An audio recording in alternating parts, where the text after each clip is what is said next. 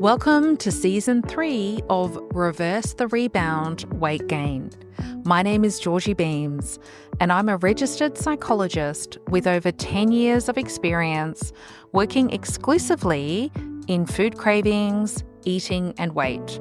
I've helped thousands of women all around the world in my 3-month intensive program. Eating isn't about willpower, it's about your mind. Disordered eating is a mental health issue, not a personal failure. Weight loss surgery, weight loss medications, and dieting can't fix the root cause. The podcast is here to help you uncover your eating triggers, heal your relationship with food, and rewire your brain for lasting change. Let's transform from surviving to thriving together. Welcome to Season 3. Welcome to Season 3, Episode 1 of Reverse the Rebound Weight Gain for Post-Bariatric weight regain and GLP-1 medication. So it's Season 3 and I'm back, baby. I'm very excited to be here, and I just want to start by filling you in on what has been happening in my world, as it has been a very, very busy time. First of all, my son Harvey, he is 9. He just finished year 3. And my little one, Nate, graduated from Kindy. So my little one has special needs and he requires around 5 hours of speech and OT support a week. So it's always a juggle with the 2 boys and his special needs and, of course, working as well. So, in big news, we are about to move to Tasmania. So, Con's family live there and we visit there a few times a year. And a few years ago, we actually bought a house there with the intention to move there one day in the future. But we unfortunately recently found out that Con's mum isn't well. And that combined with my little one starting school next year, and we really want to sort of set him up really well because of his special needs as well, we have decided to move there and settle in this year, 2025. So I'm going to be honest, it's been an absolute roller coaster of excitement, but also feeling some anxiety around the unknown and the fear of the unknown. Like, what is our life going to look like over there? Will my boys be happy? Will we be happy? Will we find our people over there? So I recently did a hike called the 3 Capes Walk over in Tassie with some school mums a few months ago. And I just absolutely loved it. Just out in nature, moving my body. It was just such a great experience. And I really felt like my whole nervous system just relaxes every time I go to Tasmania. And I'm really also doing a lot more work with my clients in the area of nervous system regulation. So I really feel like personally, I am giving myself and my nervous system a real gift of safety and peace. So I will keep you posted more about my life in Tassie on the podcast. But the great thing about my business is I work online anyway. So all I need is a strong Wi-Fi connection. So as I grow and evolve, so does my work. And I'm really focused more on exploring this intersection of food cravings, nervous system regulation, and trauma. So childhood trauma, which we're going to really unpack on the podcast in Season 3.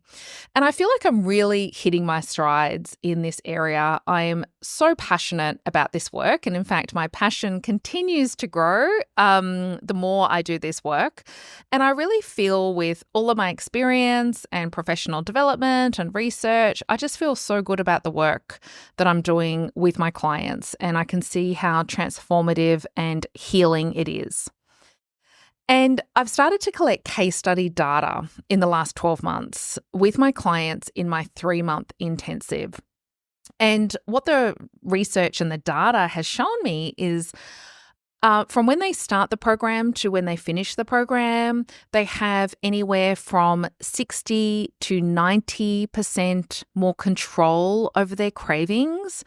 And that's what we call internal control coming from the brain, not by dieting or using willpower. This natural internal control, it does feel really natural and effortless, and you don't need to use willpower.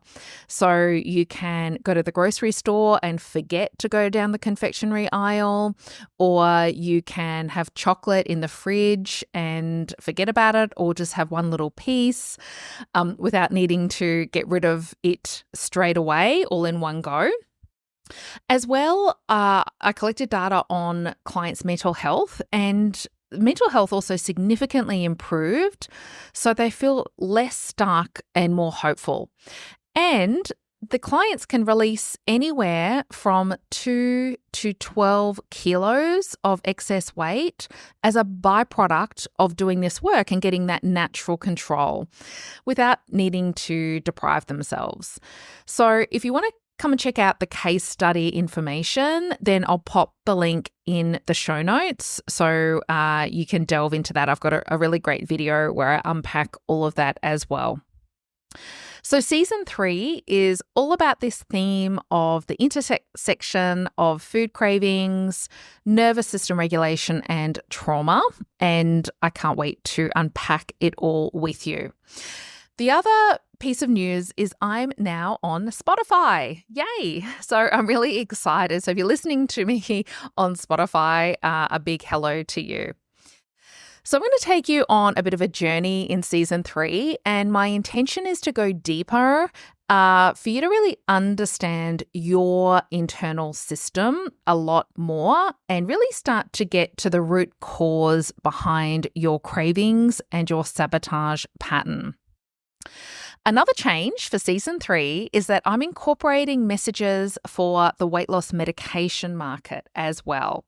So whether you have had bariatric surgery or you've taken weight loss medications or you're currently on them or even dieting, surgery and medications are great tools, but not magic wands. I also have a new ebook that you can grab for free as well that I highly recommend. And so I will place a link in the show notes. And in the ebook, I unpack a lot more detail around the themes that we're going to really delve into in season 3 around that intersection between food cravings, nervous system regulation, and trauma. So I hope that you find that ebook really insightful. So let's go over the basics. So a little while ago, my husband Con and I started season 2 of The Diplomat, and it had been some time since we had watched season 1.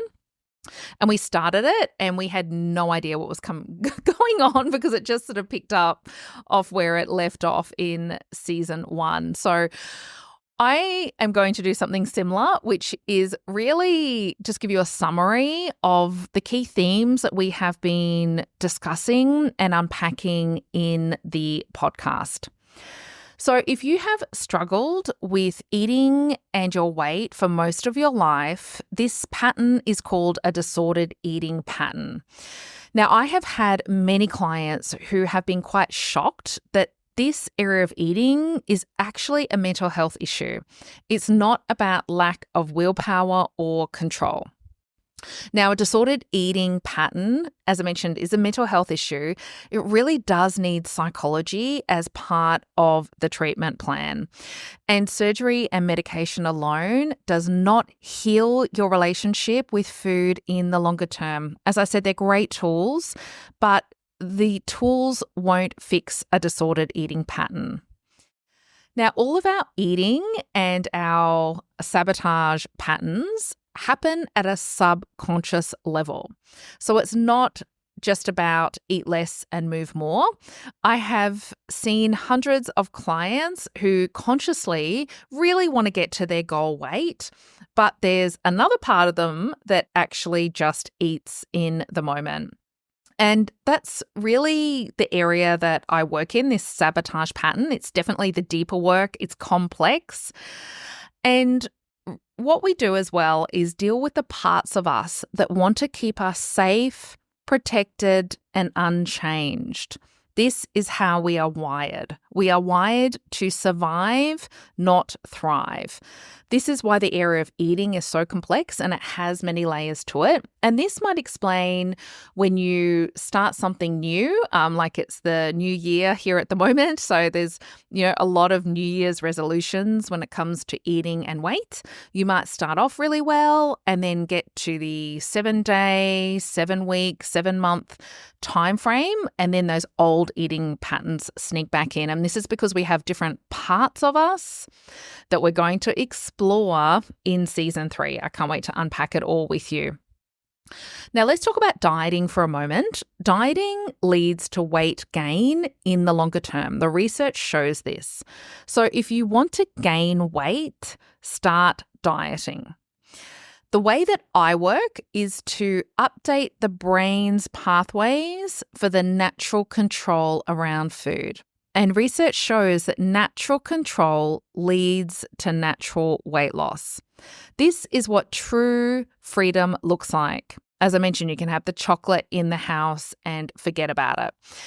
And this type of control doesn't come from the stomach, it comes from the brain. And the research shows that the results stick in the longer term when we start to update the old faulty wiring in the brain that has been around for many, many years. Now, most people don't realize that eating stems from your childhood. Even if you didn't necessarily struggle with weight in your childhood, or you feel like you had a really great childhood. When we get triggered, a younger, wounded part of us gets triggered that is looking to soothe itself in food. So when you're eating in a mindless way or you're eating at night, it's a young part of you that's holding on to some unresolved trauma that's eating in the moment. So it's like a version 1 eating part that's holding trauma underneath it. It's not version 2, okay? And we're going to go into this much more into season 3. So come check out the case study training, download the free ebook for more. I'll pop all those links in the show notes. And I'm just going to end this session with a little tip. And this has come up with many clients who have an all or nothing thinking pattern when it comes to their eating. And this has come up a lot recently in sessions where clients are quote unquote good during the week and bad on the weekend. So how you start your day can really determine how your eating is for the rest of the day. So for instance, many clients have the good and the bad eating days. And the one pattern I've noticed is if it's a good day, they've started off with a nutritionally sound breakfast, like high in protein, high in fiber. And if they've had a quote unquote bad day, they have typically skipped breakfast or it's been a low protein, high carb breakfast. And this is that all or nothing thinking. It's a huge block in this area of disordered eating. And some clients, as I mentioned, can be good during the week and bad on the weekends.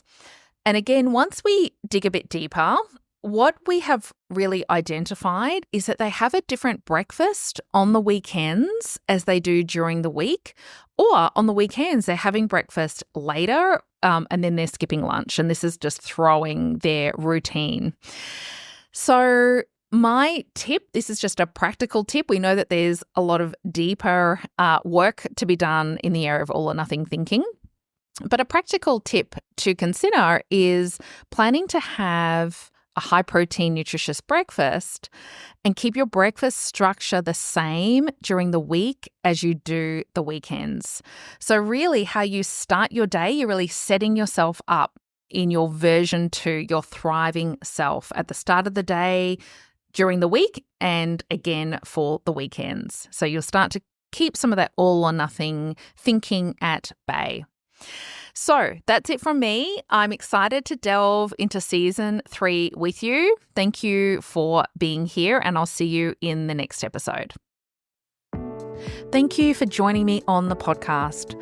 I hope today's episode gave you something new to think about and inspired you to step into your version 2 thriving self. Make sure you check out my free downloads, my ebook, and case studies to dig deeper. If you enjoyed the show, don't forget to subscribe and leave a review. It really does help to reach more listeners just like you.